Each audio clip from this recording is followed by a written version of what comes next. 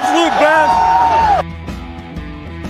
Yeah, they had us the first half, I'm not going to lie. Oh, could be Wayne! I think I got my swagger back. Oh! I love it, baby! Them orange britches. Something about them orange britches. Tennessee wins! By Tennessee, Jawan Jennings.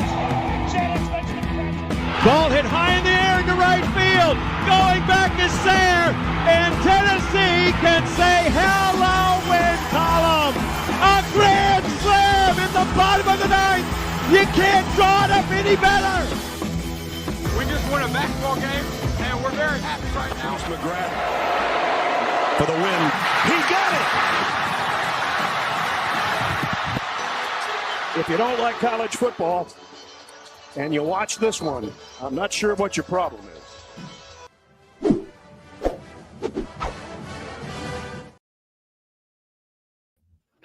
Reddit did to do, and welcome into More Important Issues. Today is Thursday, October 17th. It's the third Saturday in October coming up, baby. I can't wait. You know, I know during Christmas time they say that's the most wonderful time of the year. No. Wrong. This is the most wonderful time of the year. It's football season. We're deep into SEC play. Tennessee's 5-1, and we're sitting here on in the middle of October, 5-1. I know there's stuff to complain about, and we're going to do some complaining because that's what we do as Tennessee fans. But, man, how can you really complain when you're in this? Josh Heupel has masked so much that we have kind of forgotten where we were at. If we would have said you're going to be 5-1 going into Bama, we would have said, okay. I don't even know who we lost to. I don't want to know. Doesn't matter.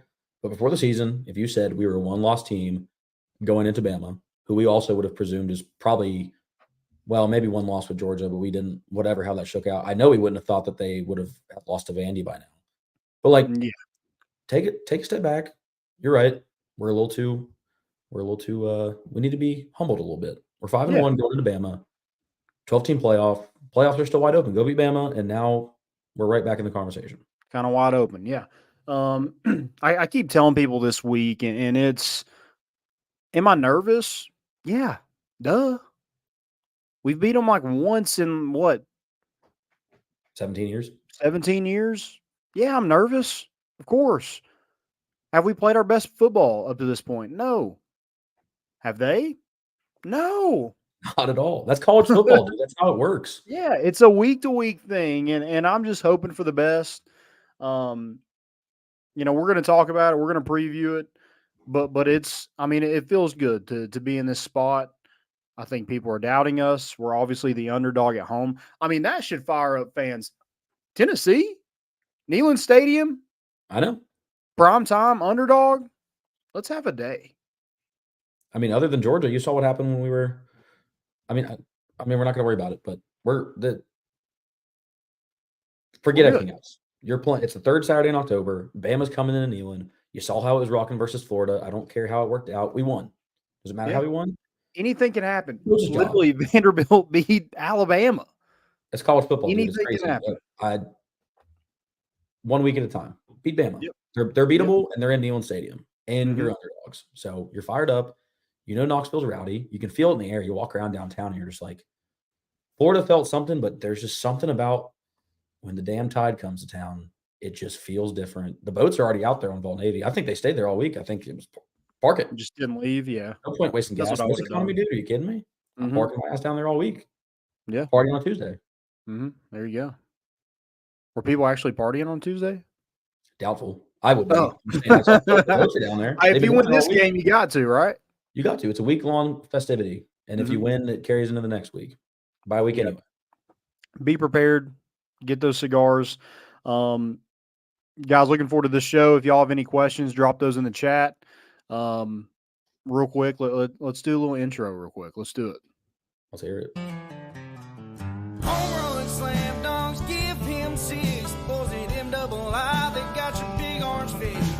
All year long is the place to be to hear some balls for life. Talking Tennessee. You can hate us if you want, but we sure ain't worried about you. We got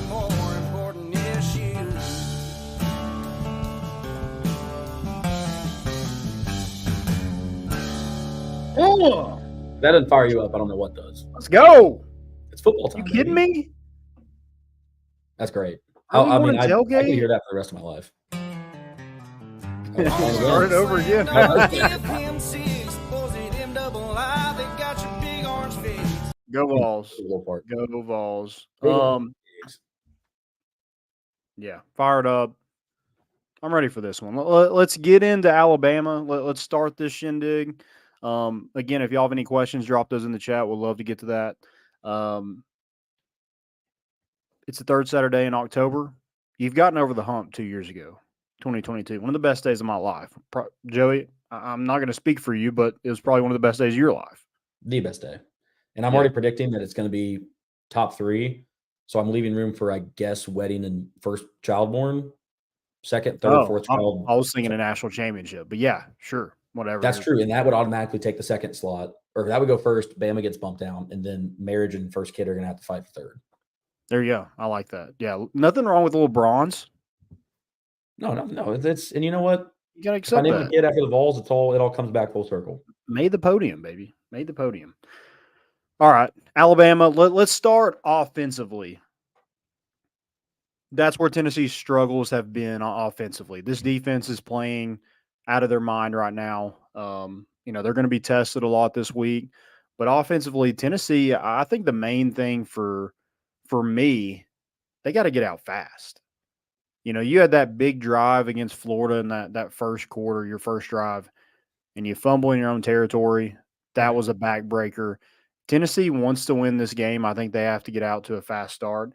Alabama jumped out to a 14-0 lead against South Carolina, blew it, jumped out to a 28-point lead against Georgia, blew it, ended up winning both of those games. But if Tennessee can get out fast, I think you stay in it for sure, but I think you have a really good chance to win it at the end. Now, Alabama's not going to go away. That's just the way this game works. And just like Florida, that 16-point spread was crazy to me because, when you're making that line, you have to put into account this rivalry there's nothing easy about it when it comes to Tennessee side. So yeah, get out fast, limit the turnovers. I just think there's a lot to be had in this game. Alabama gives up a lot of big plays. They have a brand new secondary minus Malachi Moore, who's having a mental breakdown, it seems, every single game. They got a true freshman starting at corner. I think this is a perfect get-right game for Tennessee's offense, specifically the passing game. Those receivers, they're Alabama's talented, but they're giving up chunk plays, and Tennessee needs to be able to hit on those chunk plays and win this football game. I don't think you're going to – if you throw 3 of them, you miss all 3 of them behind the defense, I don't think Tennessee wins that game this week like they did last week. Yeah, lost to Vandy, almost blew it at home against South Carolina, letting it way too close. Mm-hmm. This isn't the same – this isn't Nick Saban's Tide. Not saying Kalen DeBoer's not doing a good job, not saying he won't settle in and that Alabama's not a really talented team. Obviously, you give me that first half Alabama team versus 2019 LSU, I think it's actually a close game. I don't know what they were on in that first half. Or Georgia game, did I say Georgia? Anyway, that was I watched that and got a little tight. I didn't like what I saw us having to play them. Not that team right now. They look open to take advantage of. So I think you're right. If you jump out, especially in Neyland, and get them rocking, we've struggled to do it. We did it against Bam the past 2 years. Obviously, in Tuscaloosa, it didn't work out how you wanted it to. But when you can fast start against Bama and get them on their heels and let Neyland just carry that energy all the way through, buddy. Yeah. It can be. It's just. The offense has to give Tennessee fans a reason to stay in it. Right. You can't just, the whole 3-0 at halftime thing, the fact that the energy in that place stayed that consistent through just what was the most lackluster first half shows that if you go out and take a lead and the offense actually gets firing, that in it by itself would have the place rocking. But because there's just been such a lack of strong offense against actual strong teams this year, that place is just gonna. I mean, the fans want to see it so bad, and that's the stuff that the team just gets fired up about. Defense wins games, but the exciting stuff is those plays on offense that gets everybody just fired up. Yeah, and I think that's what makes this offense hum. Like, you can run the ball, like you have the top rusher in the SEC. If you can just hit on some of those passes, it don't have to be.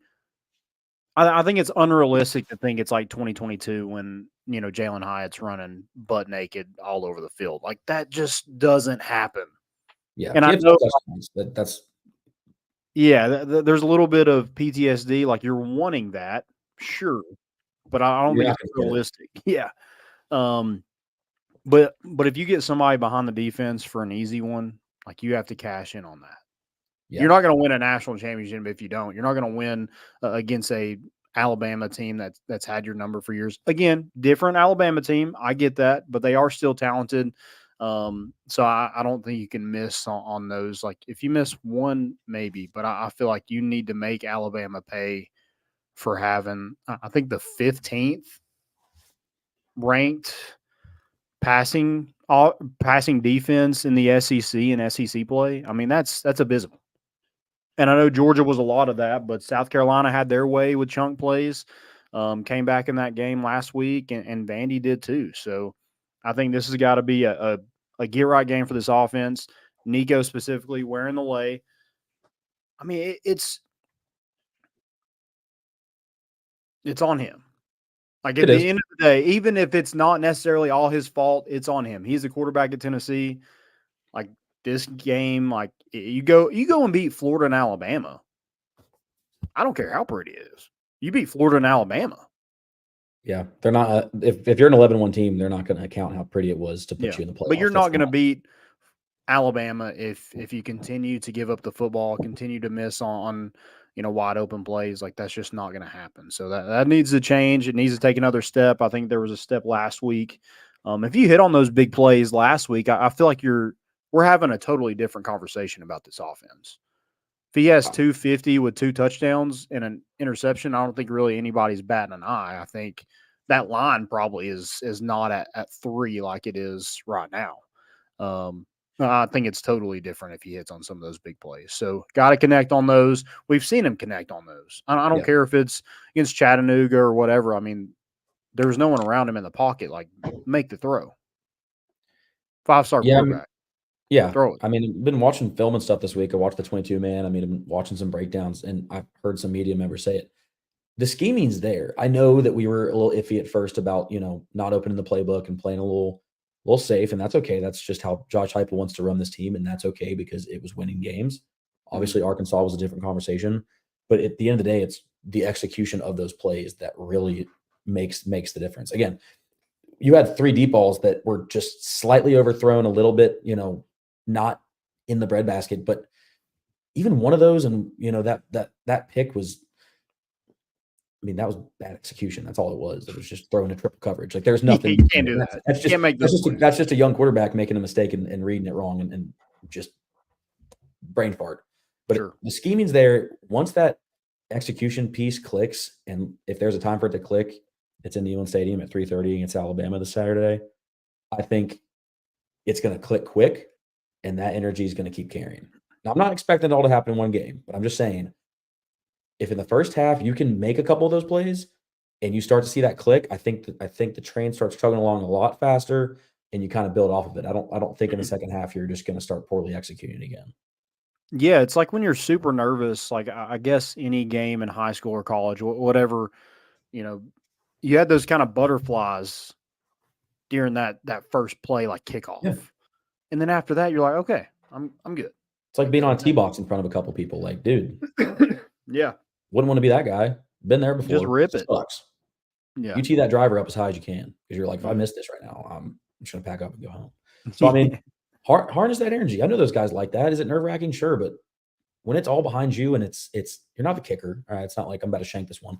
Mm-hmm. Take that energy, those nerves, and just make some connections. And if you can get ahead, even just a touchdown and some change in the first half, and just kind of feel like you're kind of controlling time of possession, and you're really just chunk playing some of these drives and run some clock down, run with it, dude. Just execute. And I think the pieces are there more than what Tennessee fans are giving us credit for. Yeah, grip it and rip it. I do think there is kind of like if Tennessee isn't scoring or things aren't going well, there is sort of a panic on offense, especially with Nico. Like he's bailing out of the pocket, when there's not pressure. And then when there is pressure, like, I think it's gotten to him a little bit. So I think if you can get that first drive out of the way, go score, I think it just kind of takes all the air out a little bit. It just simmers you down. Okay, like we're good. We have a really good defense we can depend on to get us some stops. Now we got to keep scoring, but I feel like just having that defense behind you, like it's got to bring confidence to the offense. And I think it brings a ton of confidence to that defense if you're able to get them a stop. Yeah, I mean, like, make it play aggressive and make Alabama press. Make a guy like Jalen Milroe, who is turnover prone, to be turnover prone. Like give him a reason to try to fit it in a tight window, and that causes an interception or an incomplete pass on third down. Like I feel like that is what Tennessee needs to do is start early, go score, get all those nerves out a little bit. It is like the third Saturday in October. There is a lot riding on this game, but go play ball. Yeah, like Tennessee, it's there's no more of like Alabama is just this much better than us, and we have to play a perfect game to beat them. No, it doesn't feel like Alabama has the past couple of years where it's like you have to just dot every I and cross your T's, and everything has to be perfect. You have room for very little mistakes. Again, it's college football. You can't just sit here and be like, yeah, well, they lost to Vandy and they look sloppy against Kentucky and they look very, open to turnovers and stuff. It's still a really strong team, and Jalen Milroe is an insanely talented quarterback. So, I mean, like, you still have to, take it with a grain of salt. But this is a manageable team. Like, this isn't Georgia in Athens that we're going to be worrying about in a couple weeks. Like, whole different stories here. Like, this team is beatable if you play your cards right. Yeah, like I think this team has to realize, like, hey, we got some dudes too. Like, I know they got Ryan Williams, Jalen Milroe, and some of those defensive linemen, LT Overton, and some guys like that. I mean, we got James Pierce. We got Jermod McCoy. We got Dylan Sampson. Like, we have dudes too. Like, we are just as talented at pretty much every position. I mean, they minus a few, but they're not as talented on the defensive line as Tennessee is. I'll take our like front this. seven. Yeah, I mean, this is not we have to play perfect to win this football game. We have to play better, sure. Right. But I think Alabama is in the same boat. They got to play better to beat Tennessee. Yeah. I'm excited, man. It should be I'm nervous, but for some reason less nervous than I have been for other games, and I don't know why. I think it's just because I don't know. Because it's not a game that like you have to win it, but it's not a game that there's this pressure of like, oh, well, this is a game that Tennessee didn't expect to slip up on. Before the season, it was Bama and Georgia. That was your two ones that if you just had to make a prediction about going 10-2, you would assume Bama and Georgia are your slip-ups. So, yeah. Yeah, this team just lost to Vanderbilt a couple weeks ago, okay? Yeah. Like, and again, that doesn't mean that they're not going to come in firing like first half against Georgia, but, I mean, I think your defense gets if you get a big turnover in the first quarter, that's going to set the precedent. And like, if your offense can just ride one of those, like ride that energy off a turnover or off a 3-and-out and just make it a little bit easier for the defense to go out there and keep doing it. Like I said, you run that energy. And I think if you just make it click, which I'm praying that it happens this Saturday, that's the key right there. That's when you start actually looking at this being, having a good game. Yeah. I mean, Tennessee definitely needs to keep that running game going. Dylan Sampson has to continue to produce. I think Deshaun Bishop is a nice compliment to him. I like that heavy package that we used last week with just beautiful. I think it's Miles Kitzelman, and there was Holden Stays, and there was who else was there? Jackson Moy. Nathan Robinson, I think, was on one tight end. So, yeah, Deshaun Bishop was in there a few times. I just think, like, that is something and a wrinkle that you ought to just be able to – like, they ought to just push Nico forward. I mean, the dude's 6'6". Borderline push. We're borderline. Like, yeah. Obviously not at the 1 yard line, but within 5 yards, it was executed flawlessly. I mean, they just Yeah. collapsed Florida's D-line. Yeah, I mean, you have that freaking moron, Nick something from KSR, talk about how Nico's a Nick Roush, know- that guy's on my shit list this week. I don't know if you saw Yeah, my he tweet. sucks. That guy lives off of paint chips. But that's the only way that's the only way he gets his, he can't talk about Kentucky. They're not going to get any views talking about Kentucky, so he's got to just Yeah, I can't jump tell over if he's the like ball. 20 or like 60. Like it's a weird combination for me. But me calling Nico a volleyball player, hey, I mean, let's jump forward. Let's use some of that volleyball Do and jump forward and pick up first downs. Keep those chains rolling. Offensive line, I think that's a big key in this game. Like Alabama's given up some rushing. Georgia did it. Now know a lot Dylan of theirs Simpson- is passing and big plays, but they haven't been great, stopping the run at all. So I feel like that's a big key is offensive line keep doing what you're doing in the rushing attack. I feel like it's been good. When Nico's able to get out of the pocket and use his legs, we got to find a way to not hold. I mean, I know some of those are stupid and egregious, but you got to find a way for them not to throw a flag. I don't know what it is about Tennessee and us getting holding calls every time we run outside the tackles. I don't know if that takes Josh Heupel just absolutely losing his mind on somebody, but something's got to change there. Did you see the thread about Tennessee, like the amount of holdings or amount of penalties, like live ball penalties that we've had compared to other teams in like a span? Mm-mm. Tennessee's had like But I know it's just an 6. outrageous Like number. opposing teams had like 6, and then the average is like 17. Like it's insane. Like somebody call an offensive holding on an opposing team, please. There's no way. James Pierce is the best pass rusher in the country. There is no way he's not getting to the quarterback.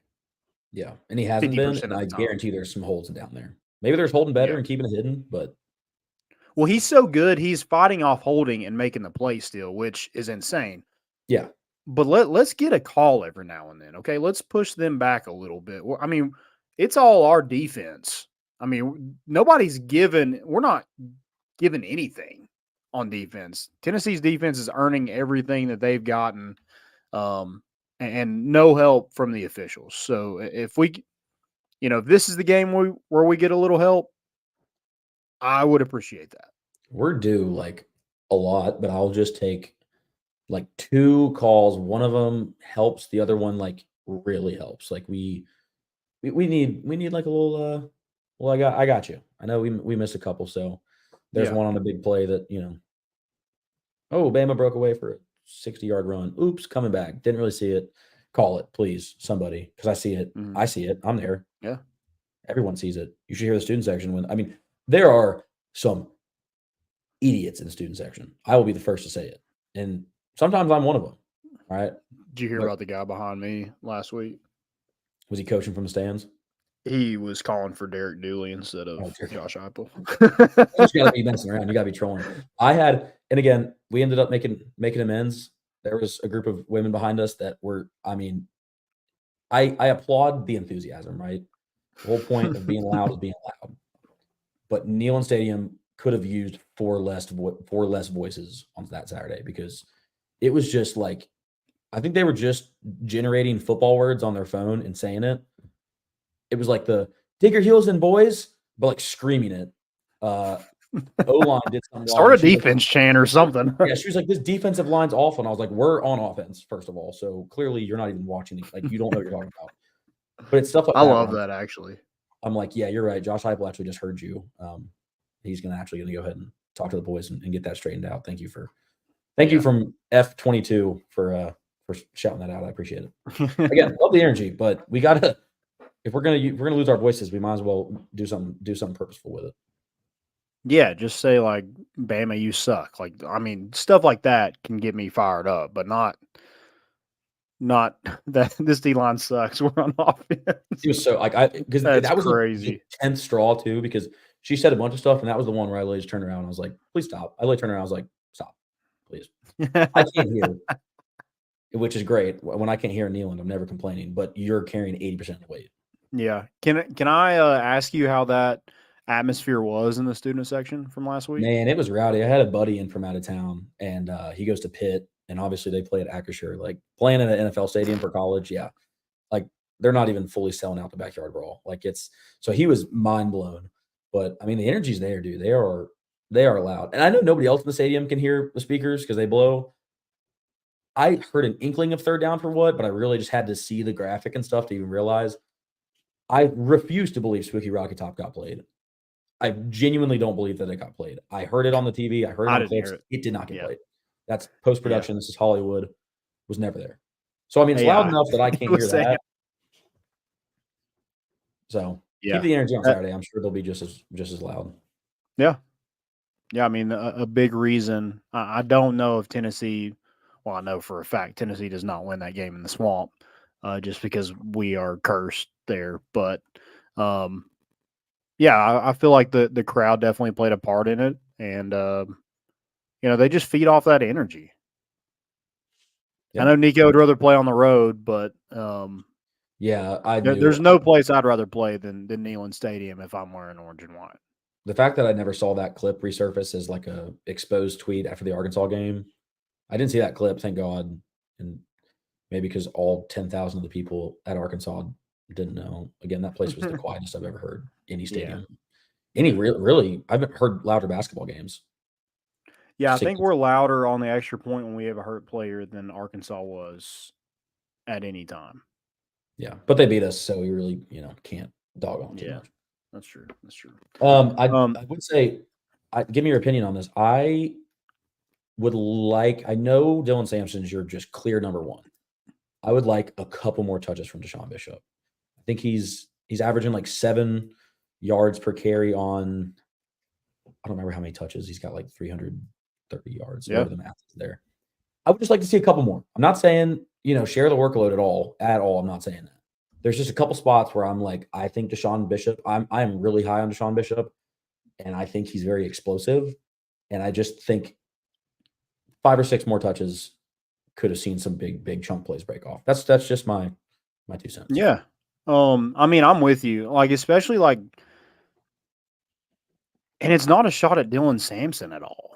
Like when I say this, but like 2nd and short, something like that, I feel like I go to Deshaun Bishop, and maybe they don't because they don't want to give the defense, reason to switch out, and I get that. But he's a guy that just falls forward. I mean, he's going to go get you a yard. Like that 4th down, I felt much better when he was in the game because I know he's going to fall forward. He wasn't getting hit in the backfield because, he gets the ball and he's in the hole. Explosive, dude. Yeah. He is angry at the ground. And he's like a bowling ball, but he's got like quickness to him as well. Like he's a weird build as a running back. He's not built like a bowling ball. He just kind of bounces off people, and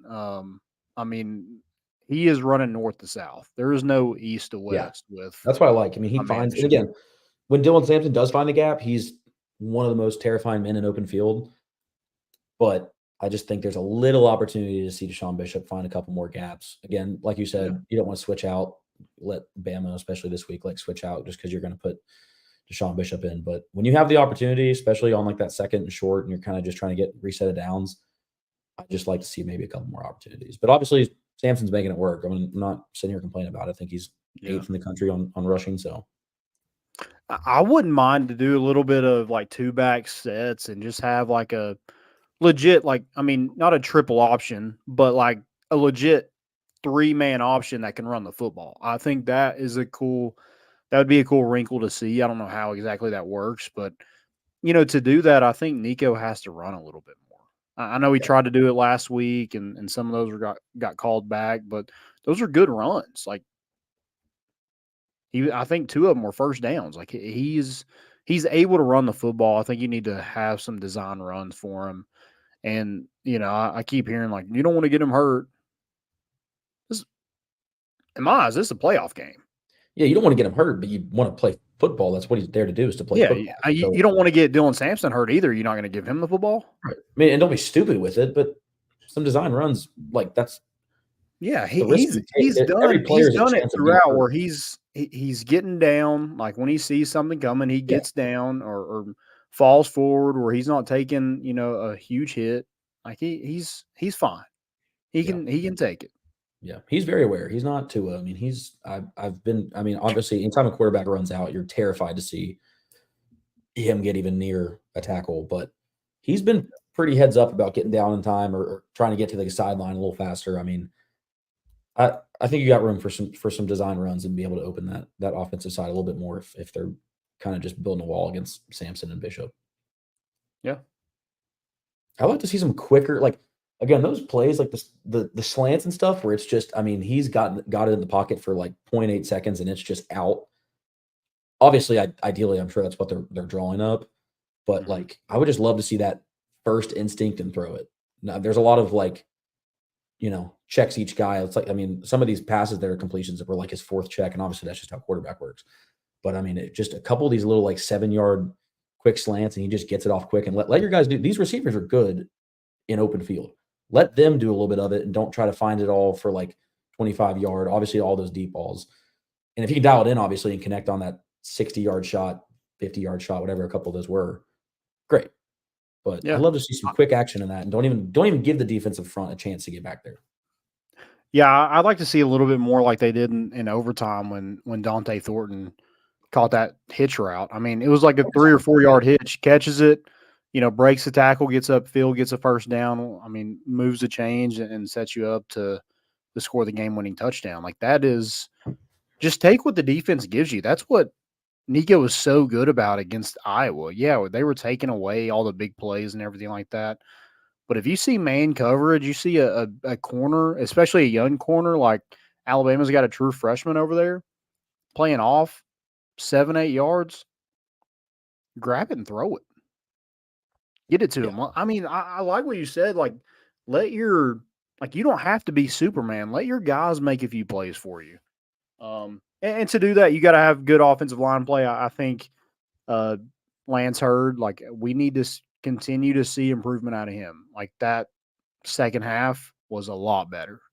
Yeah. But that first half, when he looks like Porky the Pig over there, and saloon door just wide open. Yeah. You can't have that. You can't, especially with a young quarterback that doesn't have a ton of confidence right now. Anything you can do to just help him out is going to do wonders. So, got to do that. Anything else for kind of offense that you like? I don't know exactly what we look like offensively, like at receiver. I would like to see more Mike Matthews. I don't know what that looks like. 100%. But let's see it. I mean, we keep hearing about the 17-year-old Ryan Williams. He's a really good football player. Jeremiah Smith, Ryan Wingo at Texas. Like, all these true freshmen are showing out. He was ranked right with them. Yeah. Let's see what he's got. I mean, Don't if you're that until he's a junior to do something about it, like yeah, I mean,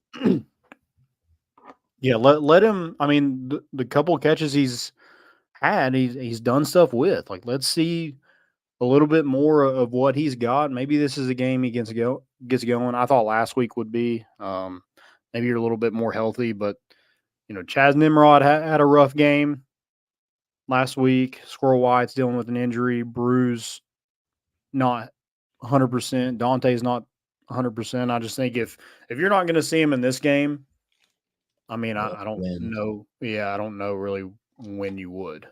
And you're deep enough at receiver that you can do that. Like, I think Mike Matthews is a dog, and I don't see the downside. Because, again, I mean, we thought that there was going to – and Brew and Squirrel were going to be your guys, and obviously Deontay Thornton had a lot of preseason hype in terms of, looking a lot healthier, and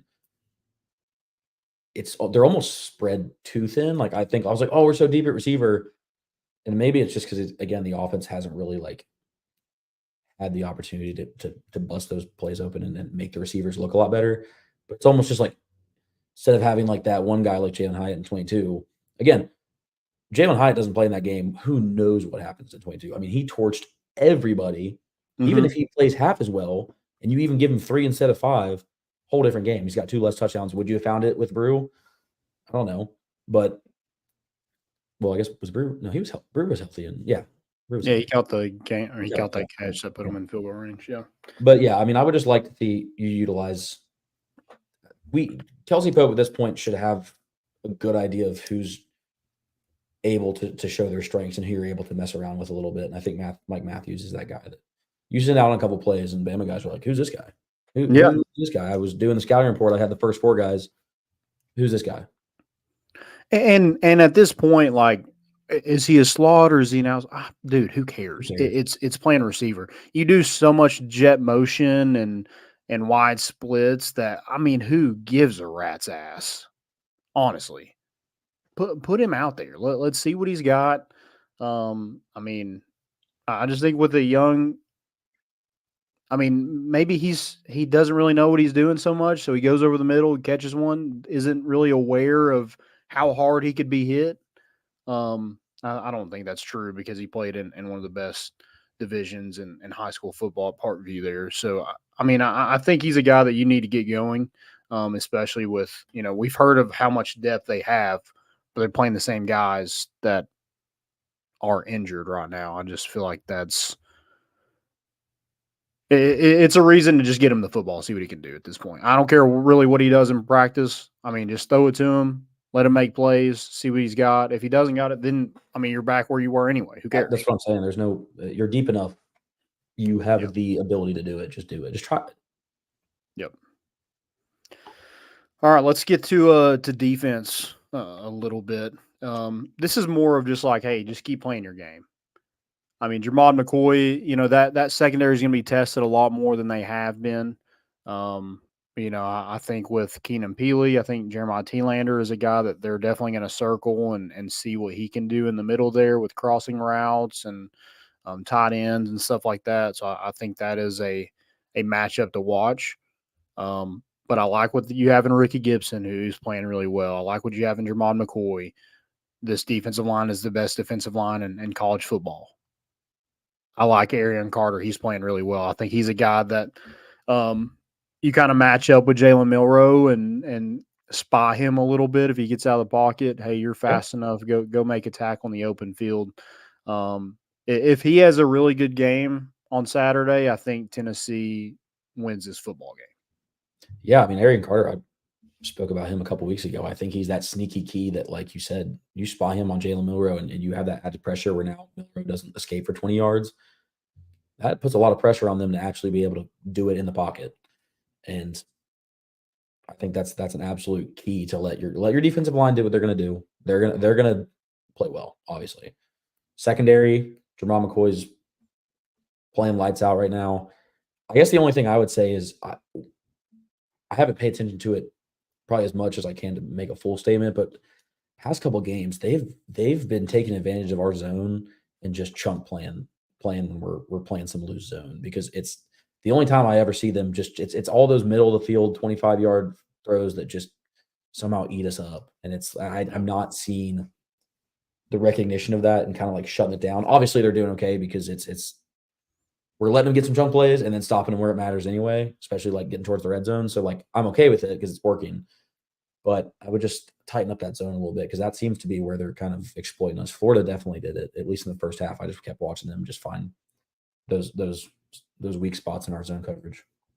Yeah, you can't give up like the last touchdown you gave up to Florida, like that 3rd and 9, 3rd and 17, whatever it was. That can't happen. Yeah. Whoever that safety is, like, they have to come up and make a play. Like, you do not give that up. Right. I don't know where you're going. You're in the end zone. Where else are you going? Yeah. You got to find a way to make a play there, and I think that's another. Can Tennessee get off the field on 3rd down? Are they going to have those? Does Jalen Milroe, break the pocket and make a few guys miss and pick up a long 3rd down? Does he make some of those plays? Probably. But can you keep that to a minimum? It can't be a backbreaker where you're 3rd and 20 and give up a cheap shot over the middle. I mean, somebody's got to be like, all right, let's man up. We got a guy playing center field. I mean, nothing over the middle. If he beats one of our, really good corners, fine.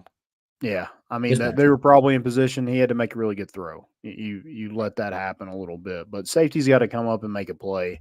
Also, those linebackers have to get out in coverage, get a good drop and attack the football. Aaron Carter did a great job of it. I know Lagway hit him right in the chest there, but I mean, he got out there. I mean, it wasn't like he threw it in the flat. That was a deep curl that he went and undercutted. So, got to be able to continue to make those plays. I think Jeremiah Telander coming in from Keenan Peely. I think this is a big game for him. Alabama doesn't rush the ball all that great. Besides, I mean, Milroe runs it. I think he's their second leading rusher, but he didn't run it great against South Carolina, and they have a really good defensive front. So I would think the same for Tennessee, that if they can keep him to a minimum, I think keep Ryan Williams to a minimum, I think Tennessee has a really good chance of winning the football game, no matter kind of what the offense does, if they're able to just get a couple of scores. Yeah. Yeah. Defense, keep doing your thing. But this defensive backfield hasn't been really tested like they will with, guys like Ryan Williams and Jalen Milroe, who loves to throw the deep ball, and I think he's hitting like 72% of his passes. Like he's been good, but when he's flat on his back or running for his life, he tends to make dumb turnovers. Yeah, force those. Take advantage of them. Yep. Yeah, I think he had a couple last week, had a couple against Georgia, had a couple against Vanderbilt. Like that's a big key to watch is the turnover battle. And I know it's so cliche to say, but I mean, Tennessee doesn't turn the ball over last week in their own territory or throw a dumb interception. I mean, that's a totally different football game. Yeah, I mean, it sounds dumb and cliche, but it's true. It's cliche for a reason. Like, win the turnover battle. Don't make stupid, sloppy turnovers. Force their turnover. If you look at this on paper, we should win the turnover battle, in theory. Our defense, the way that Milroe, like you said, there's better. There's better to get better and make sloppy decisions and throws a pick. Just don't let that be the option on offense. You've got the keys to not do that, and your defense is going to, hold their end up. We don't have to do anything different. The defense is going to go expose those plays, especially if Jalen Milroe messed something up. Mm-hmm. So I mean, just take advantage of it. Win that battle. And just be on the defensive side, be the better defense. And if the offense, like we said, can just figure it out, I don't imagine this is a 17-10 score for either team. Like at the end of the game, it's phasing out like it's going to end up somehow, but like I just don't see that being the case. So I think what's the line? Is it a 56? Is that what I saw? Is that the over under? Oh, Vegas yeah, Vegas hasn't figured out the balls. Vegas is crazy. 56.5. But yeah, I don't see them rushing a whole lot. I see them getting after Milroe. We got a couple questions here, so we can kind of go ahead and get to those because some of them have to do with defense. How many sacks does Tennessee need to have on Milroe for you to feel good? It's not as much about sacks. I mean, obviously, there's plenty of other factors, pressures and tackles for loss and stuff. I mean, I guess you can. It's a baseline to feel like at the end of the game, we had 3 sacks on Milroe, and that's a massive piece. I would be happy with that. I'd be like, we had 3 sacks. That was absolutely a major factor as to why, we were able to get them off the field on their third downs. But again, I think it's going to be a lot more than just sacks. It's got to be negative plays, and Tennessee does a really good job of getting tackles for loss. Again, I just don't think they rush a whole lot. I mean, they rushed for 42 against their high was 42 against South Carolina, and the high rusher against Vanderbilt was 45. Like, I just don't see them having a huge day on the ground, especially with Tennessee's defense. I think, and if you're able to get those tackles for loss, you're able to, hone in on Milroe, keep him in the pocket, understand he can run, have a guy spying him on third down. I think that's where his sacks can come. And if feeling good about it, I feel like 3. I like what you said in 3. I think South Carolina had 4 last week, and they, almost came back and won that football game. I would say 3, and I'm feeling pretty good, but I think that comes with a lot of tackles for loss as well. Yeah, and I don't know how their O-line matches up against our D. I know there's been more pressure on Milroe this year, and he obviously that's him being he's able to beat out a lot of sacks. I think they're definitely a lot better than they were last year. They couldn't protect him at all last year, but he's got Caden Proctor, some guys up front that are highly touted. So I think they've given up 12 in 6 games, 12 sacks, but 4 were against South Carolina, who had a really good defensive front. So yeah, dude, you let James Pierce get back there, he's not shedding that sack. I'll tell you that right now. That boy hones in on Jalen Milroe. But also, I want that same energy. If Nico gets out of the pocket and there's a flag called, Jalen Milroe, that's got to be something too. Yeah, like throw a damn flag. I mean, what do we need to do to get a flag? I'm willing to do some weird stuff to get a flag.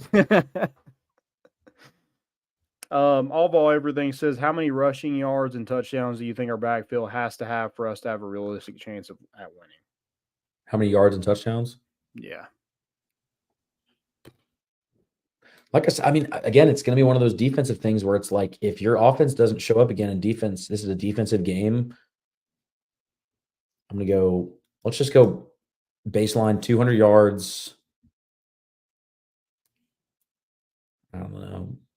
2 touchdowns. I'm hoping that the receivers we can find some in the air, maybe 3 if it's Nico, within 10 yards escapes the pocket and actually goes for it.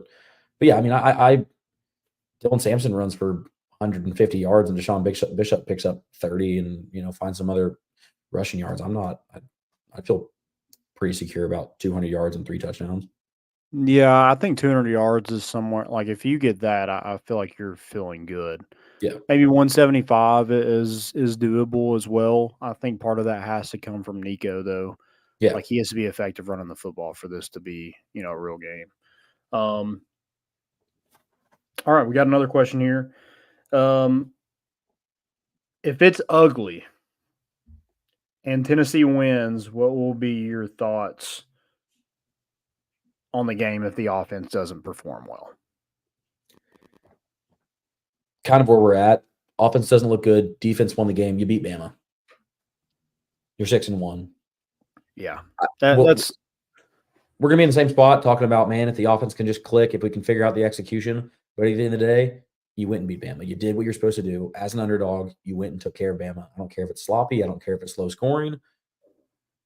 If you keep doing that and if you keep winning games ugly and the offense isn't clicking, congrats. That will still, if you just keep winning, that will still result in a very good season. Like that's not, obviously we'll be sitting here having the same conversation next week. Like, man, like we got by the skin of our teeth. The run game was our only thing saving us on offense, and defense really had to step up. That was really sloppy.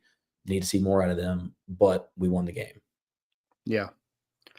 I'm kind of in the same. You beat Bama. So if I'm going to criticize the offense, I have to give credit where credit's due and be like, this quarterback isn't playing great, but he just beat Florida and Alabama.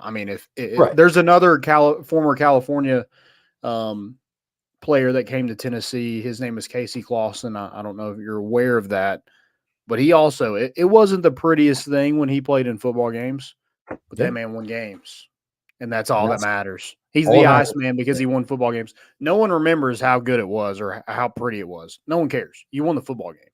And there will be criticism for sure. Yeah, and if you win that game and it's ugly, I feel like you have Tennessee has a great chance to make the college football playoff. And they just they're probably not going to win it because the defense can't come together, but that defense is it's going to keep you in a lot of games that probably shouldn't. And it does kind of suck, and I get it. Like, no one thought that this defense they thought they'd be better, but didn't really see this. Like, this is a national championship defense. If the offense can just pick it up, and I think if the defense is as bad and you're winning football games, but say you're 5-1 and you're winning like 50 to like 45, like you're winning games like that. AKA 2022. I mean, that's how we Right. win games. I feel like I'm feeling worse about it because I feel like that's just who we are. Right. I just have some sort of faith in the back of my mind, and maybe it's just because like I'm a homer and I just hope for the best for Tennessee. But I just have it like Josh Heupel, this is his offense, and we've seen how good it can be. I just have a hard, like a good feeling that he doesn't figure it out at some point. Yeah, it's what we were saying. I mean, like you have the pieces. I'm not saying it's going to be 2022 like, but I think it gets better, and they maybe have to simplify things and just take what the defense gives them to move the football and score some points that way. But keep going fast. I feel like that's a thing that we got to keep doing. Like we got to keep staying within the parameters of the offense. But I mean, if you win football games like how we won Saturday, I mean, yeah, like I'm going to break it down a little bit and be like, yeah, we could have done this. It would have been different. But I'm not going to sit here and complain about it. I'm not going to be mad or call for Josh Heupel's job and saying he ain't the guy when he's 6-1 and beating Bama beating Bama in Florida the last 2 to 3 years. I mean, that's what are we really complaining about? Yeah, I mean, I'm in the same boat. I just think it's one thing at a time, and that the pieces are there for that offense. So I mean, you keep doing that thing where you spread them wide, you go quick, and hopefully it clicks. And if it doesn't, like again, we're here criticizing next week, but we're not. Man, like this offense is never going to get any better, and maybe we are. But again, if your offense does enough to figure it out against Bama, when your defense, I mean, again, the defense is hurting from carrying, but they're not 100%. Like your offense still is going to, like, again, this is in the theoretical situation that we win the game, as long as it's not a 7-3 final. Like your offense did something. It's just about making it click and letting it all go together. Don't be scared. Like those deep shots, again, some of those, like, you connect on one of those and it's thrown where he's still running and it's a 75-yard touchdown. We're already sitting here being like, okay, this offense is looking better. Like it's getting there. Yeah. And he did make the catch. So you're not sitting here saying that. But yeah, it's also not like we just don't have an offense and they're not there. I mean, this is Josh Heupel's offense that we're talking about. It's there. Just gotta put the pieces together and carry your weight. Not asking for a 2022. Yeah. Carry your weight. And Josh Heupel, like after his press conference, like he was not happy. No. And that tells me it's like, I mean, that's got to be execution. And yeah, can he coach better? Sure. Every coach. I'll give him that. But when you have a guy throwing in triple coverage, or you drive down the field and then give it up at mesh point on a zone read, and I mean that stuff just can't happen. Yeah, and I understand Nico's a young quarterback, but like those are like bonehead plays that are just backbreakers because you don't have guys like Jalen Hyatt or Cedric Tillman that can just like, hey, just throw it up, or hey, I'm going to be open, just hit me. Like we just don't have that right now. And I think teams are playing us a lot differently where they're not going to play us like that. That 2022 Alabama game will never relive another moment like that because teams are not going to give. They're not going to be like Nick Saban and be like, oh, I'm still staying in this defense. Like, I mean, this is my defense. We got to figure it out. No. They're going to be like, well, this works, so we might as well do it. I'm not going to have a guy score 6 touchdowns on me before I make a change. Right. So, yeah. I don't know. I'm not ready to – I don't know. The whole Nico thing, I'm not. It's just – it's young, sloppy mistakes, and I think it's execution. And it's not just him. I know you're saying at the end of the day, it falls back on the quarterback. Yeah. But I'm not nowhere near – no, I'm not even going to – those conversations. And you see it. It's not like – I mean, yeah, he made that bonehead play where he threw it in triple coverage. That's a forced throw. But, like, you see the arm talent. You see him get out of the pocket and make throws on the run that you're like, So I think it's there. I just think him playing more and more like that again. That's why I think it has to get better at some point. Like it has to click. Like the game has to start slowing down for him a little bit. And I think with each home game, I think each home game kind of allows him to settle into that. And I think if we really broke it down, I think you'd see a little bit more confidence in Florida. Obviously, you're not going to have that same confidence he had against the easy schedule in the beginning, some of those earlier games. Like against Chattanooga, he's a guy that when he looks calm, he just looks so calm. Like he never looks like he's freaking out. His eyes aren't wide. He's just sitting back there in the pocket. He needs to work back to that a little bit. Don't automatically start scrambling and kind of frantically freaking out because that's when you're going to throw it with the triple coverage. Figure it out a little bit each week. Next time, I just want him to be ready to, against Kentucky, shove that $8 million volleyball quote down their throat and just a little bit more. It was enough to win the games, right? But let's be Bama. Let's do the bye week. And again, I'm not looking forward to too much, but like just let it click slowly. Let it like I don't think it's going to be like, oh boom, there's the quarterback we've been looking for. It's going to be like, oh, there he is, and then he'll probably still make not hopefully a bonehead play, but there's still going to be he's a young guy, he's going to miss. I don't remember what guy he missed. Was Dylan Sampson open in the field that we look back at Arkansas? It was just slowly standing there with nobody around him. Yeah, like that's painful, right? But like those are the kind of things that aren't murdering your team, but that a young quarterback are going to do, and slowly kind of figure that out and realize to read his vision a little bit better and open his view and double check some guys that were covered a second ago. Yeah. Agreed. Yeah. Let's go win a football game. Let's get our predictions real quick. What's your score prediction? Man, I think it's going to be – I really do think the offense clicks a little bit. And again, I don't see this being a 17-10 kind of like situation against Bama. Let's just follow Vegas. I'm going to go 24-21 balls. Okay. I'm going to stay a little bit below the total. I think that total is definitely a little inflated. So I'll ease back a little bit, and I'll try to keep Tennessee within that 3 on the opposite side. So within a field goal on the opposite side where that line kind of falls. So yeah. Looking at the rest of the schedule, I think every game is winnable, and especially this one. Like this game is a winnable game for Tennessee. It's in Neyland. You're playing against a football team who hasn't looked good the past 2 weeks. Have you looked great? Not on offense, but you look damn good on defense. I think you can continue to lean on that, but also not make a ton of mistakes offensively and come out with a win. I'm going to go 28-27 balls. Oof. Yeah, nail biter. I mean, like how that finishes. I don't see a way where like this isn't a close game. I don't either. And maybe this is the week where or maybe it's a week where Alabama figures it out and they look all world like they did in the first half against Georgia. I don't know right now if I see Tennessee, coming here and just blanking Alabama.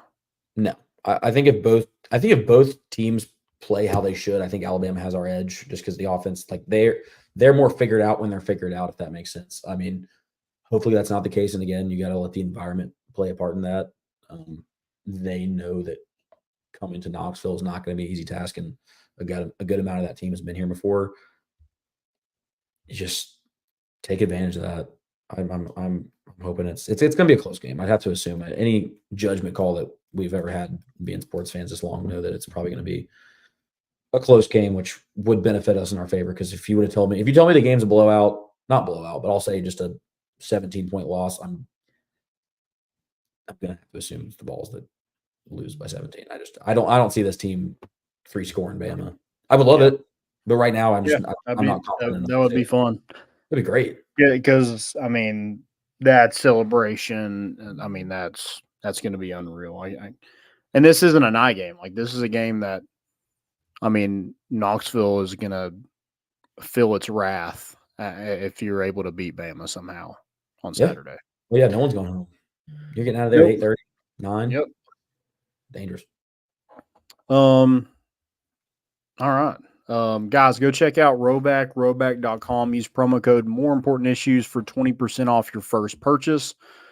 They have the best clothing right now. Polos, joggers, hoodies. I know it's getting hoodie season. So go get your hoodies from there, your sweatshirts, your pullovers. I mean, everything that I have from them. I have a quarter zip that I absolutely love. I wore it today. Go check them out again. RHOBACK, roback.com. Use promo code More Important Issues for 20% off your first purchase. Okay. Are we college football? College football.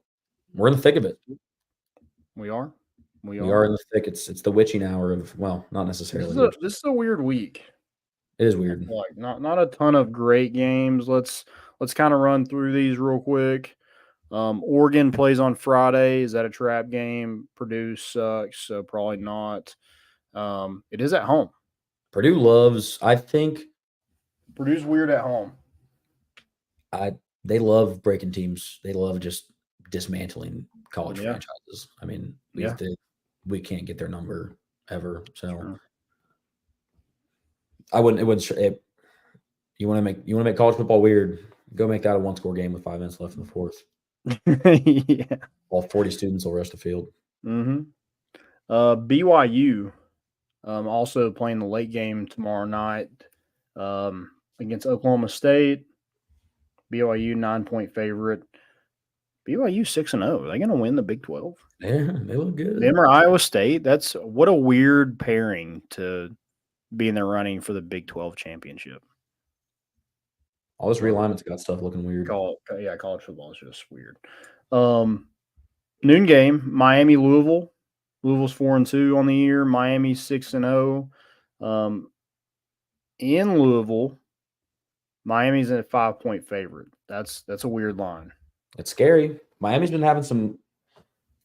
Yeah, if it wasn't a noon game, I feel like this is one of those games at like a 7:30 ABC game, and it's like Louisville's got Miami up against the ropes, and finally Miami's not able to pull off some crazy comeback to stay undefeated. Like, I don't know. Yeah. Five is not a lot of points, and obviously Vegas is reflecting that scenario. So yeah, they haven't looked great at all. I think that's one of those where Louisville either shocks and wins, or Miami wins by like 21. Yeah.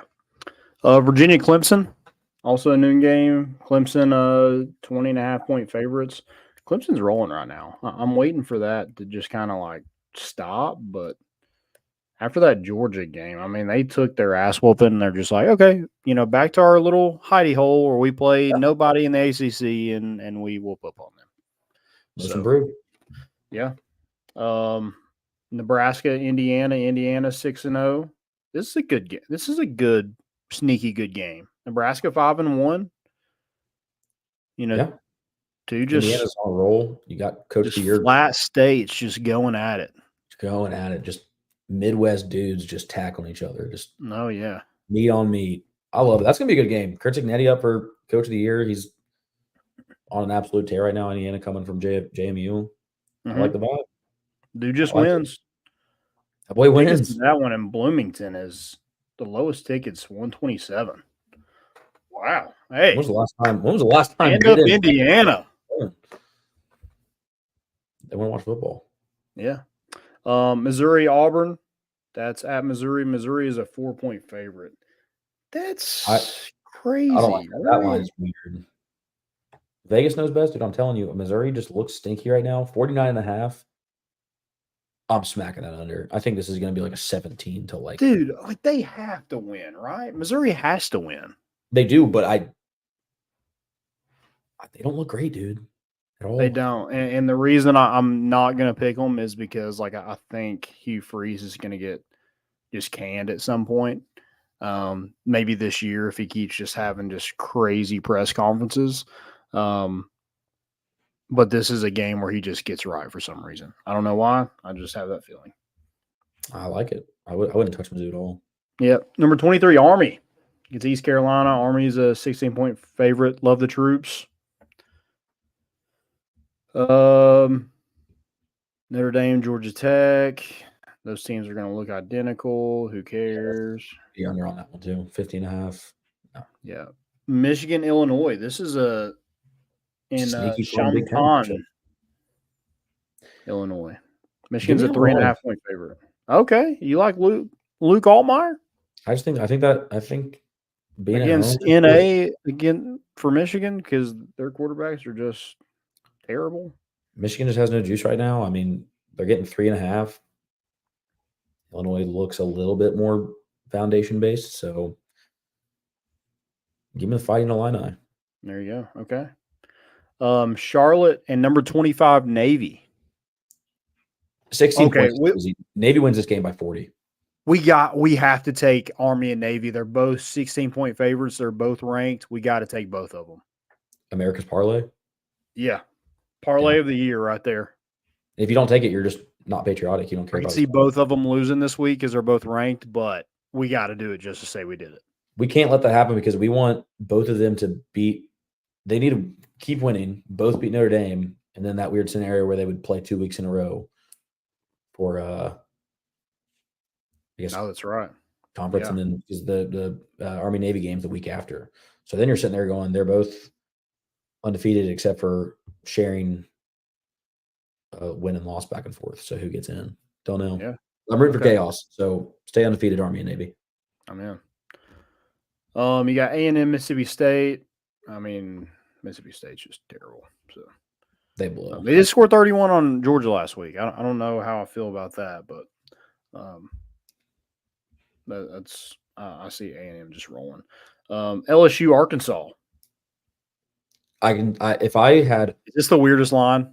$1 billion, $1 billion with a B, I would then take out whatever loans I would sell my house, family, everybody, and put it on LSU minus 2.5. I don't care. Fayetteville's not rowdy. It's quiet. It sucks. People think that they're better. They already used their magic. It's not happening again. They're getting credit for beating Tennessee. People are hyping up Arkansas. I don't care that they beat us. Yeah, what's this line like if Tennessee wins that game? 7.5. Yeah, it's a lot different. LSU's getting at least a touchdown. 2.5 blows my mind. LSU looks red hot. I like the Nuss Bus. LSU minus 2.5. Okay, I like it. Easy. It's free money. If you guys want free money. Georgia, Texas. Game of the week. I did not know F1 was in Austin. That's awful scheduling. I mean, find a hotel as a Georgia fan. Good luck. You can't bring F1 to town the same week of. It's supposed to be a Texas takeover. It's not going to be when the Hilton Inn's booked in with the Europeans. Yeah, but that should be a really good game. I'm thoroughly excited for that one. I'll go ahead and win, and let's get everybody at one loss. Let's just reset. Okay, I like that. Yeah, we're all going to base everything off tiebreakers. Exactly. I could see this ending horribly for Tennessee.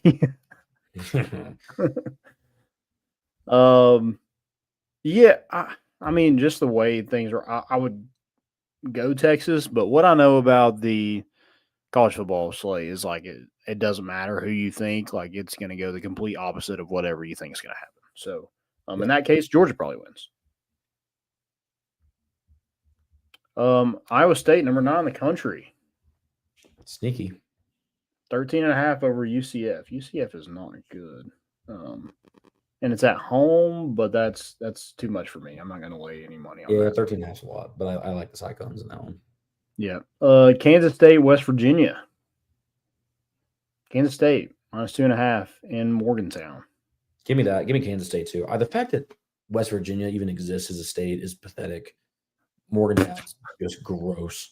The fact that Fox is traveling there for a 7:30 game just makes me want to. Well, so yeah, and sorry to anybody that's from West Virginia. I highly doubt you have internet or a phone to even watch this, but maybe the trailer park's got a good satellite connection. So I was trying to see what the lowest ticket we could get with a top 25 team playing in it. Do you have any guesses of all the games we went through? For this week? Ooh. Yeah. Are we including SMU Stanford? Yeah. Because that one feels like it would be low. It is low. I'm sure it's low. God, dude, I don't know. SMU's pretty good. Maybe Georgia Tech, Notre Dame. I'm trying to think outside the box, like for reasons that like. No, that's 21. It's still low. This is lower than $21. Jesus. I'll give you. It's not Stanford, and Stanford's $9. Is it free? $9 to get in, basically. I don't know if Army or Navy have like these weird like you just no one's ever bought a ticket to that game. Navy's Final 30, answer, Army's 48. final answer. Is it West Virginia, Kansas State? Let's see. That's $34. Ridiculous. I think There's no way it's a home team that's the ranked one. the largest is Georgia, Texas. I think Yeah. Tennessee's second at 277. Who's the lowest? Mississippi State, Texas A&M, $5 will get you in Starkville, Mississippi. SEC do better. It should be at least 10. Yeah. If you can't break the bank at $10, Yeah, your team just scored 31 on Georgia. You don't have any faith? the top 15 team is coming into your like in Mississippi State, Texas A&M is usually still like chirpy and fun. It's the Maroon Battle. Like, Yeah. you would think, damn, maybe we should travel. Maybe one of these bye weeks in the next couple seasons, we need to just go find the cheapest entrance game within like 500 miles and just go. That would be fun. Just wear Tennessee stuff. Yeah, have to. I can see what we could do. You want to try to do this? I mean, like theoretically, see what the lowest one for next week is. It's probably just an absolute. I already know what it is.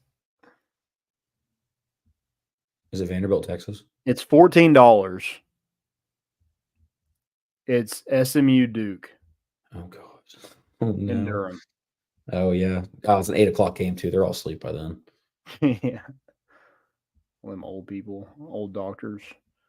BYU UCF, we can get in for 21. You do that one. Pittsburgh Syracuse is $12, but that's on a Thursday night. That'd be tough to do. We'll have to be live in the studio. It's sneaky good. They're finding ways to win football games. Yeah. They might win the ACC. Watch out, Miami. Especially if Miami slips up this week.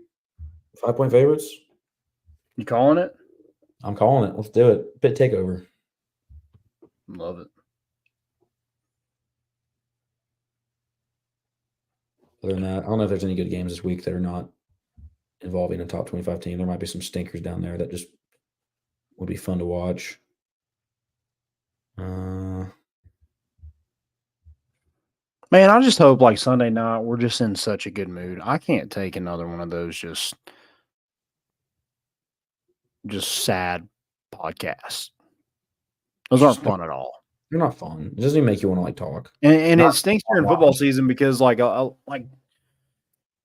your whole show is talking about football, and if you lose, then like it's an hour and a half, 2 hours just being negative and sad. Like I can't take that.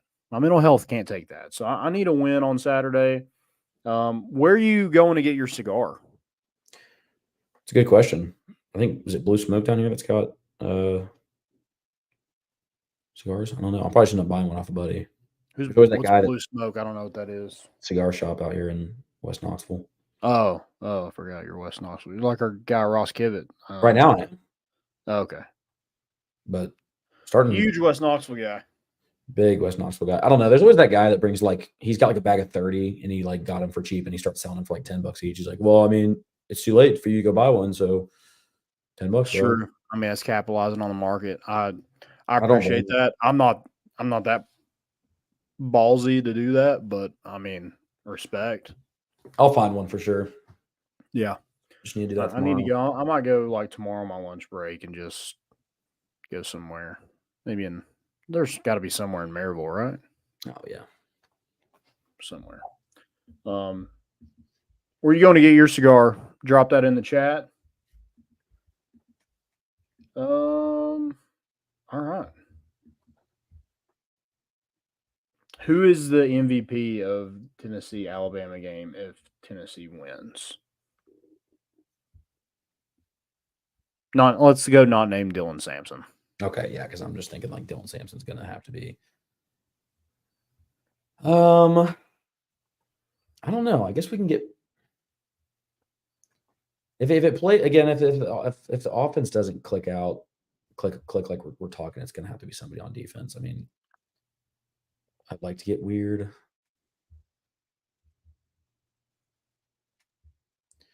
I don't know. Part of me wants to just say Nico actually just turns on the Jets this game and has like 3 touchdowns and 250 yards. I know that's not going to happen, so I'm just going to have to probably going to have to back pocket that one. I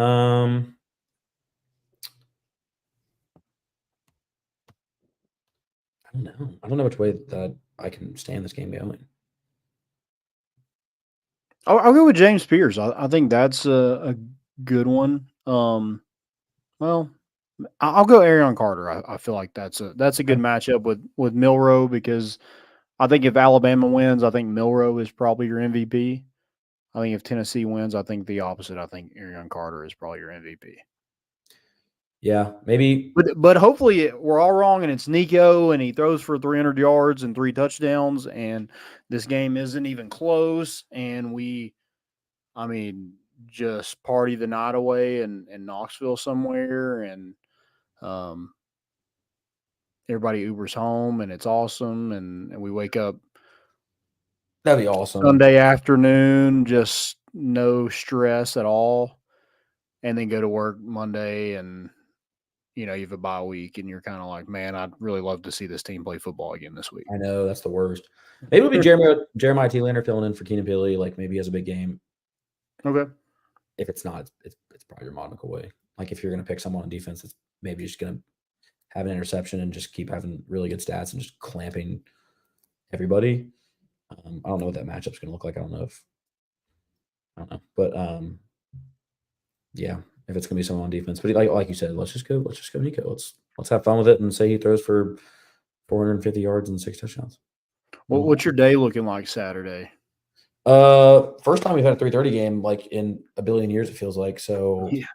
Probably wake up a little earlier than I have been. Like the night games, dude, I've just been like waking up and like cracking a beer and then turning on College Game Day, which has been great because I can sit there and get all the way till like the first quarter of the noon games before I have to get around and like shower and get out of the apartment. I keep talking into this thing like it's actually on. Get out of the apartment. So maybe flutter out around 10:30 and then just start getting active. Tailgate walk. Probably stop by y'all's if I walk. Maybe I'll just go there and Uber from. Why don't you come watch Game Day with us? What time are y'all getting there? Like 7, 8? Yeah, 7, 8, something like that. Maybe I will do that. Maybe if I get out of bed. Well, I'm actually not staying at my apartment this weekend because I've got a vacancy. Renting out the room, not actually, but got a buddy staying there, so I'll be like downtown. But I'll still find a way. Like you're actually renting out your room? No, I'm letting like 3 people stay in there for free. But okay. But I'll get active. I'm getting active. Okay, for sure. Tailgate everywhere and anywhere. A little party for the game. Getting Neil up like 2:45. Yeah, we'll be at the tailgate around 7 or 8. Set up everything. Might make some breakfast. A little bit of breakfast for the guys that make it, for everybody who makes it early, and then got some special guests coming in. Some of the former baseball players, some family of a coach coming by. So we got some people ready to party. We're gonna have make some tacos. We'll have Jello shots. We'll have flip cup going. We'll have some. We'll have some. What's it called? Beer pong, of course. Naturally. We'll have the TV going. We'll have music playing. It'll be a good time. So everybody come by. Huh? Always is. It's always a great time. Always is. Yeah, absolutely. Yeah, everybody's welcome. Bring your mom. Bring your dad. Aunt, uncle, grandma, whatever, kid. We have kids there. It's family friendly here. Yeah. So come by. Yeah, it's a lot of fun. We enjoy putting it on, and Hopefully we can continue to do that. We love our spot. Appreciate the church for letting us do that, and appreciate everybody who stops by. It's awesome meeting new people. That's probably one of the best parts about it is like people come up and be like, what's this more important issues? Like you live under a rock? No, don't say that. But I just like explaining it, and they're like, oh yeah, or it is cool when people come by and be like, hey, like I follow y'all on Twitter or Facebook or whatever. That's cool to see too. Just talking with people, getting to know people, and it's awesome. That's my favorite thing to do is just talking with new people. Even though I'm not a huge talker, even though I do a podcast 2 days a week, don't love to talk a whole lot, but just love to vibe and just be with all our friends and family and everybody who wants to come be a part of the tailgate. Never lost tailgate. Undefeated. Yep. Also, like the people are like, "Where's the best place to tailgate?" If I see one person ever say Circle Park, I'll lose my mind. Circle Park is not a tailgate. It's a mosh pit. It is, and I mean, if it rains, that place is a mud hole. That's bad. Y'all got a great spot. Absolutely great spot. It's nice. I know it's a little far for people coming from like West Knoxville. Grow up. Yeah. Walk. But I mean, you're gonna walk from anywhere. Like it's honestly, gonna be a fall anywhere. If you go through the Greenway, it's not that long to get to Neyland. No. It's not bad. You're gonna walk way longer than that throughout the day, leaving and going back to your cars and getting your Uber. No. Yeah, I don't understand the people who always park in a parking garage. I understand it's closer to the stadium, but that traffic. I mean, I will drive 2 hours out of the way to avoid an hour in traffic. Like I hate traffic. No, I agree. I'd rather just not going anywhere is my worst nightmare. I mean, if you want to park there and tailgate, and then after the game, stay there for 4 hours and like just kind of stay at your car and tailgate or go to the bars and then come back to the car, fine. Those people that think that they're beating the crowd, leaving 2 minutes early, and they're still waiting for 3 hours in G10, I applaud you for your consistency and your grit, but I'm not built like that. Nope. Yeah. True. All right. Stupidity. You got any firing away? Or you got any more questions? No. Okay. So. My stupidity is D1 baseball. Top 100 programs. And you put LSU number 1. You must have forgot who the national champion is. You must have forgot who is the best coach in college baseball. You must have forgot who has built this program from absolutely nothing. It's laughable. How dare you forget? It's one of those things where you just kind of look at them and you go, okay, cool. So that's what we're doing. All right. I mean, LSU has been better than Tennessee in the last 5 seasons, 1 year. And they won the national championship. 1 year. 11-4 versus LSU in the last 5 seasons. And it took Paul Skeens and Dylan Cruz, 2 of the best players in college baseball, to have them better than Tennessee was that 2023 year. Yeah. Drew Beam said it best. 36 more wins, 30 less losses. Made it further 3 out of 5 tournaments. It is 2024. Like, we're not talking whatever. That's why it's stupidity for a reason. It's some people don't deserve to have mouths and speak or fingers to type. So whatever. Yeah, been to Omaha. Is that 3 of the last 4 years? Last time I checked, LSU was a number 11 seed in the SEC tournament last year. They did make it all the way to the championship, though. I can't remember who they lost to in that championship game. I don't know, man. I can't put my finger on it. It's crazy. Make it make sense. Yeah, just I mean, just keep slurping on Paul Skeens. well him and what's their coach? What's his name? Jay Johnson. Sorry. Couldn't think of it. Yeah. He's so irrelevant I couldn't think of it. We retired their last coach in Paul Maneri. So yeah, I just think that's extremely dumb to have them at number 1. But you got Tennessee at 2, I guess. Tennessee is top 2, but they're not 2. How about that? It's good in my eyes.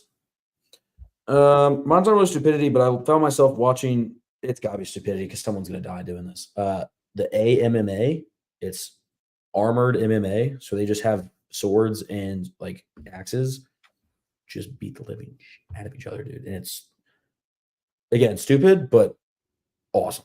You're going to have to check it out. What is it? Armored MMA. Oh, I think I've seen that before. Like we're like super heavy armor where they can like barely move.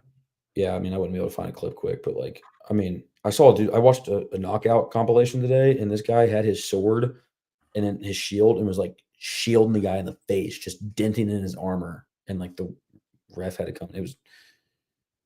I mean, I know Schultzbrow does like night fights. No, this is next level. Like these guys actually like try to kill each other. That's awesome. Like stuff like that. I don't know if you can see like that. Oh, heck yeah. Let's go back to that time. Like, let's go Renaissance.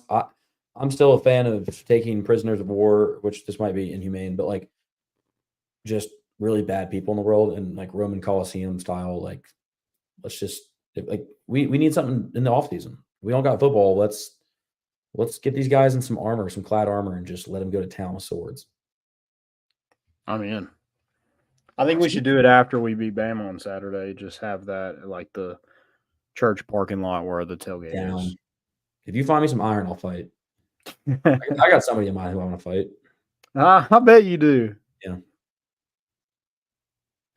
I bet you do. I know we got asked about this. What do you think about Cam Seldon and Lance Hurd being listed on the injury report? I mean, I just think you're going to have random people on there every week, you know, going through some issues. I mean, Cam Seldon right now, Deshaun Bishop isn't getting a whole lot of carries. I just don't see Cam Seldon being a huge benefit either. Not in a way. I just I mean, he's not even return. He didn't even return kicks last week. It was Mike Matthews. Well, return. He was back there. We don't actually return kicks for some reason. I'd like to see that a little bit more, but I get it. You just want to start with the 25 and go on. I'd like to see Jackson Ross maybe use the left foot. Not looking the punch. Just amazing. Just kick it higher, man. Well, I mean, the line drive. You can't be doing that. Yeah. Another stupidity. I think I have the transfer portal. Oh no. It's the amount of times you can transfer is so stupid. I mean, yeah. I mean, Key Lawrence is going to redshirt and enter the transfer portal. This will be his 4th college football team. I mean, Cam Rising's on his 6th year. I think he's eligible for another year. Technically. Yeah. And I'm cool with that. If you're going to stay at the same school and you just want to play for Utah, hey, go do you. But having a guy that's, I mean, it's unreal. Why are we allowing kids to just continuously do this? And it's hurting them. They're not getting any better going to a new team and learning a new defense every single year. That's doing nothing for them. No, it hurts them. So I just don't understand why we continuously allowed. Because now you're letting people do this. Now you have guys opting out in the middle of seasons to save their red shirt. God. I mean, and also you make a mistake. You transfer to somewhere, make a mistake. Hey, you got to live with that for a year. Yeah. No, I agree. There's no sitting out and saving. You lose that year of eligibility. I think you can't just oh, a free transfer, like I'll just redshirt if I don't get to play. Also, like, do a little bit of homework before you go somewhere and be like, what does this depth chart look like? Yeah. Do I even have a shot at playing? And if the answer is no, if in 4 games I'm going to be like, well, I haven't played, I guess I'll just, or I played in 2 of them, I guess I'll just maybe play in 2 more and then opt out. Like, that's so dumb. Yeah, there should be more reason than just want to change teams. Like if you really truly want to change teams for the right reason, you'd be okay sitting out. You'd be okay having some penalization of some sort. Not even penalization, but just holding back. Yeah. I just don't understand all that. I mean, Ole Miss, they're like, yeah, we're getting all these, commits in the transfer portal. And like, I mean, what has happened? I mean, Key Lawrence was a big one, Tyler Barron, and none of those. I think who else was another one? I feel like there was another one. I can't remember who it was. Anyway, he didn't land, or I think Wesley Walker was maybe another one. Oh, Brandon Turnage, but I think he's still there. But yeah, I just don't understand how we're just continuing to let people just like every single year enter the portal. I mean, is it so nice? Is the grass like so much better somewhere else? It can't be. It's not. And they learn that, and then they go somewhere else, and it's like, it's not this place, it's you jumping. Yeah. I think that brings me to another point of things that are really dumb. I think Alabama should do another hype video with I don't know who. Maybe Henry Toto again. That would be fun. That'd be so cool. I still cannot believe that they had him do that. I can't believe he agreed to it. I cannot believe they made that and posted that the week. That's more what the fact that he agreed to do it. You would think that some dumbass on the media team was like, this would be hilarious and like low key, like get us fired up. And he would be like, no, man, like, I don't want to like jinx it. I don't want to make that my look before the game. Like that would be the old time freezing take, like screenshots live forever kind of moment. And they both agreed. So thank you for that gem that will always stay in the. I can't believe I don't know if Nick Saban knew about it. I can't believe like it was allowed to be posted. I agree. It's Nick Saban. You got to be like, you're not. Yeah, you're not giving them any kind of bulletin board material. No, it's like music to my ears. It was music to his ears. I hope he's still listening to that music. I'm sure Rocky Top's engraved into his brain for the wrong reasons. I bet he hates Dixieland a lot because of that moment. I would too. It's our song. Hopefully we hear it Saturday. Yep. All right. Anything else before we get out of here? Yeah, go Vols. Let's take care of business Saturday. Well, hopefully Sunday we come back and we've got some spirit, some energy, and some good things to talk about. Yeah. Let's do it. Guys, go check out our good friends at Grade A Grounds. Just 2 educators that love giving back to the community. They also make great coffee. Go check them out. Use promo code GOVOLS for 10% off your purchase there.